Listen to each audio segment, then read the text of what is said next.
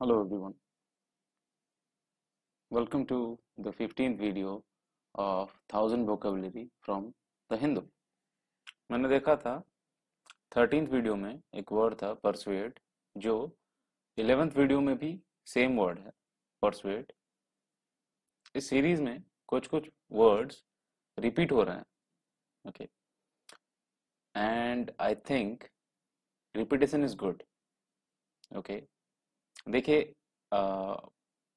पहले वीडियो में जब मैं आपको परसुएड का मीनिंग एक तरीके से बता रहा हूँ, दूसरे वीडियो में मैं आपको ऑब्वियसली उसका मीनिंग, उसी सेम वर्ड का मीनिंग, चाहे परसुएड हो चाहे ग्रेगारियस हो, ऐसे कुछ वर्ड्स हैं जो रिपीट होंगे। ओके, पर उनका रिपीटेशन अच्छा है क्योंकि वो इसीलिए रिपीट हो रहा है क्योंकि those are mostly common used words, और वही वर्ड्स आपके एग्जाम में ज़्यादा यूज होते हैं। तो इसीलिए अगर आपको लगता है कि हाँ ये वर्ड हमको पहले से पता है, फिर भी मैं चाहूंगा आप वीडियो का वो पार्ट स्किप ना करके देखें ताकि आपको पता चले उसका कुछ और मीनिंग। देखिए, इंग्लिश में एक सेइंग है, if you teach me I forget, if you show me I remember, if you involve me then I learn. So मैं आपसे बस इतना रिक्वेस्ट करूंगा, वीडियो में इन्वॉल्व, जो इन्वॉल्वमेंट है ना आपका, वो दीजिए। ज़्यादा से ज़्यादा 10 मिनट्स टू 15 मिनट्स मैक्सिमम आप रोज़ाना एक वीडियो में दे रहे हैं। वही टाइम आप जब देते हैं ना वीडियो को, तो उससे आपका ही बेटरमेंट होता है, आपका ही वो वर्ड्स जब रिपीट होते हैं ना, तो आपका ही एक तरह का प्रैक्टिस हो जाता है कि हाँ मुझे ये वर्ड पता है। अभी नए तरीके से कैसे एक्सप्लेन कर रहे हैं आप, ये देखिए, मैं हमेशा एक वर्ड को सेम टाइप से एक्सप्लेन नहीं करता हूँ। मैं कभी भी एक वर्ड को सेम टाइप से एक्सप्लेन नहीं करूंगा क्योंकि थॉट्स जो आते हैं ना वो डिफरेंट आते हैं हमेशा।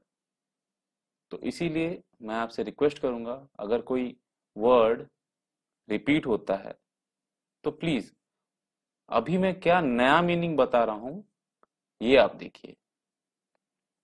बस इतना बोलना था आपसे। Let's start with the video. The first word is congenial. Meaning है ऑफ अ पर्सन, एक आदमी का, pleasing or liked on account of having qualities or interests that are similar to one's own। अब ये देखिए, यहाँ ये एक बग है, ओके, ये भी एक दूसरा बग है, okay, these are bugs, they are like minded।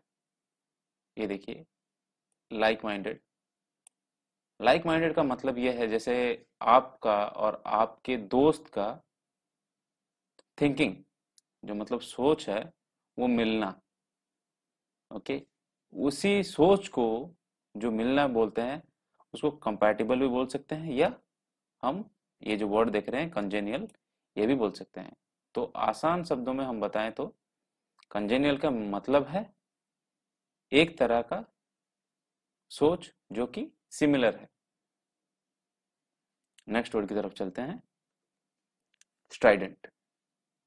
Meaning है ऑफ अ साउंड, साउंड के लिए स्ट्राइडेंट यूज किया जाता है, जो कि जो sound loud and harsh, okay, मतलब बहुत ही ज्यादा। अभी आप कोई शादी वगैरह में जाते हैं तो वहाँ जो म्यूजिक सिस्टम लगा हुआ होता है वो साउंड बहुत ही ज्यादा होता है, ओके, बहुत ही ज्यादा मतलब क्या, वो मिनिमम 85 डेसिबल से ज्यादा ही रहता है, which is a really high amount of voice या फिर a high amount of sound that our ear drums can handle. हमारे कान जितना भी साउंड हैंडल कर सकते हैं, okay, without getting any kind of damage, okay, वो जब पार हो जाता है, वो थ्रेशोल्ड जब पार हो जाता है, थ्रेशोल्ड मतलब सीमा, तो उस हम आवाज को स्ट्राइडेंट बोलेंगे। नेक्स्ट वर्ड की तरफ चलते हैं, कॉन्फ्लुएंस। इसका आसान सा मतलब है the junction of two rivers, specially rivers of approximately equal width. देखिए ये नदी और ये नदी सेम विड्थ के हैं, विड्थ मतलब उनका आकार, या फिर जो बोलते हैं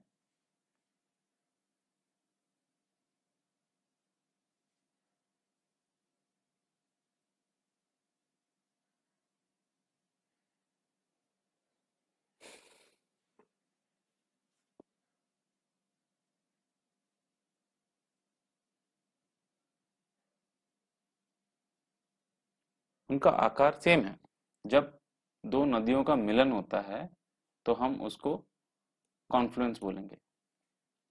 नेक्स्ट वर्ड की तरफ चलते हैं, लैविश। मीनिंग है sumptuously रिच, एलाबोरेट और लग्जरस।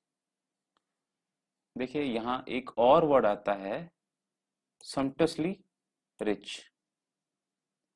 आप ये फोटो देखिए, ये फोटो देखने से आपको क्या पता चलता है कि हाँ, ये ऐसे किसी घर का एक कमरे का फोटो है जिस घर का मालिक अमीर होगा।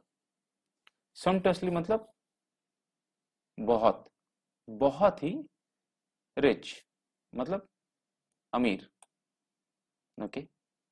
एलाबोरेट मतलब ये देखिए, आप ये जो देख रहे हैं ना, ओके, देखिए कभी कभी होता है आप किसी किसी के घर जाते हैं, ओके, उनका घर ऐसे सजाया हुआ होता है कि आपको याद रह जाता है, ओके। तो तभी एलाबोरेट यूज होगा, ओके। आपको इतना याद रह जाता है कि आप आराम से बता पाएंगे। और देखिए लग्जरियस तो ये दिख ही रहा है, ओके। लग्जरियस मतलब क्या, एक रिच लाइफस्टाइल को हम लग्जरियस बोलेंगे। सो lavish। insolent, showing a rude and arrogant lack of respect। देखिए यहाँ ये जो सिंबल्स यूज किए गए हैं, ये सिंबल्स का मतलब क्या है, आप मूवीज वगैरह में देखते होंगे, जब भी any kind of slang use होता है वहाँ सबटाइटल्स में आपको वो स्लैंग लिखने की जगह वहाँ star star star dot dot dot लिखा होता है, okay. So this lady is using slangs, and using slangs is a type of rude behavior or arrogant behavior, okay। आपका कोई भी रिलेटिव आपके साथ रूडली बात करे या फिर घमंड के साथ बात करे, एरोगेंट मतलब घमंड, ओके, उसका मतलब क्या है, उसके मन में आपके लिए रिस्पेक्ट नहीं है, so lack of respect, okay. देखिए इसका यूसेज में चलते हैं। She hated the insolence.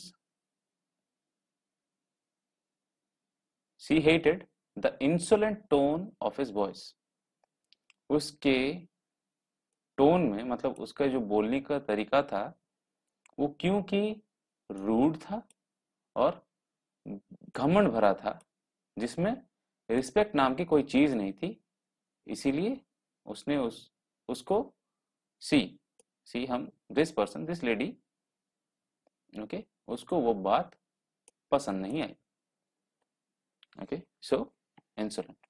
Next word की तरफ चलते हैं, वैग्रेंट। इसका मीनिंग है one who has not established residence and wanders from place to place without lawful और विजिबल मीन्स ऑफ सपोर्ट। देखिए ये सब वर्ड जो आपने कभी कभी सुना होगा, कभी कभी पेपर्स में आप लोग देखे होंगे, मूवीज में आपने ये वर्ड सुना होगा, बम, बमर, वेगाबॉन्ड, फ्यूजिटिव। फ्यूजिटिव मतलब जो कानून से भाग रहा हो, ओके। एक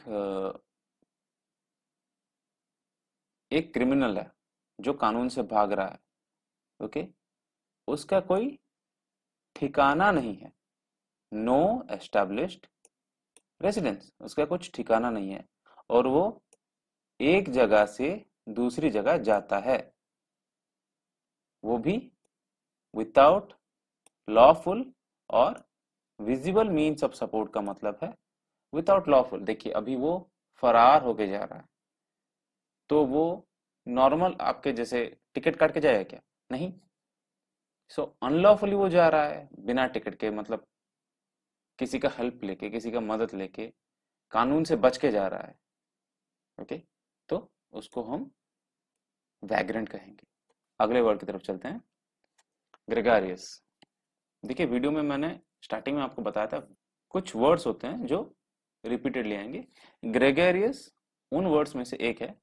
इसका मतलब है ऑफ ए पर्सन। हम एक आदमी के ही मतलब स्वभाव को बोलेंगे ग्रेगेरियस, क्योंकि वो फॉन्ड ऑफ कंपनी या फिर सोशिएबल, जिसको घुलना मिलना पसंद है।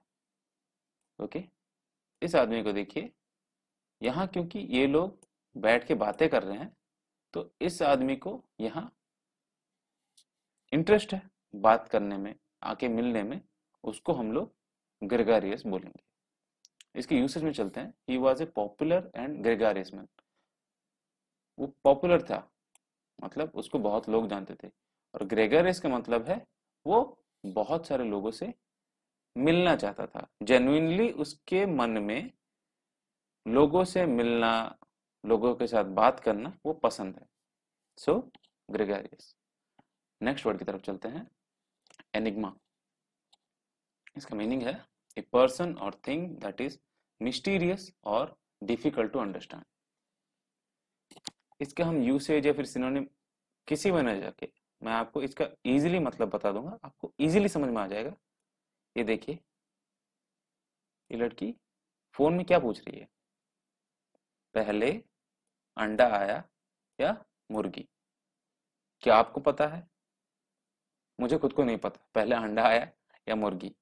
साइंस स्टूडेंट बोलेंगे पहले मुर्गी आई। ओके, कुछ और लोग बोलेंगे पहले अंडा आया था। We don't know.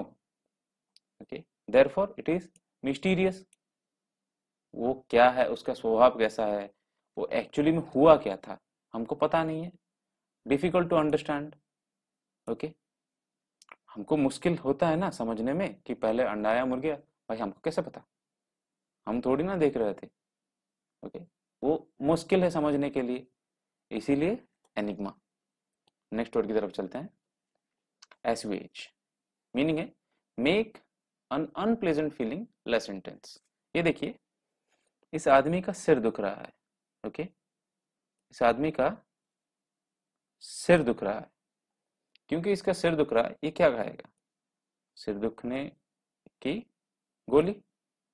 ओके, उसका जो मेडिसिन खाएगा उससे क्या होगा? उसका जो सिर का दर्द है, सिर का दर्द जो है वो कम होगा। तो एसवीएच, एसवीएच का दूसरा मतलब है किसी अनप्लेजेंट फीलिंग को कम करना, लेस इंटेंस, मतलब उसका जो प्रभाव है उसको कम करना। नेक्स्ट वर्ड की तरफ चलते हैं, सैंग्विन।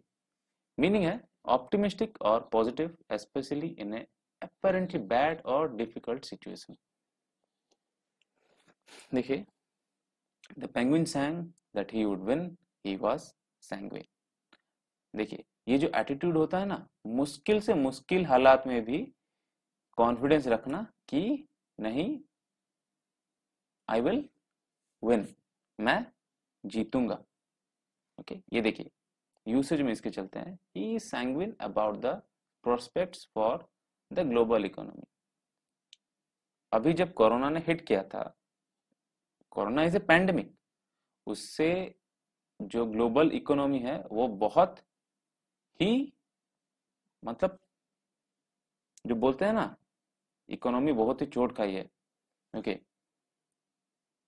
वैसा जब हुआ था, so if any person we would have seen कि नहीं सब ठीक हो जाएगा, उसका वैक्सीन बहुत जल्द आ जाएगा, that means he is sanguine, he is optimistic, या फिर वो पॉजिटिव है कि सब ठीक हो जाएगा और हम या फिर मैं, ये जो सिचुएशन है, ये जो बुरा सिचुएशन है, इससे ऊपर उठूंगा और सब अच्छा होगा। इसी के साथ मैं आज का वीडियो खत्म करता हूँ। Hope you liked it. See you next time. Till then, bye.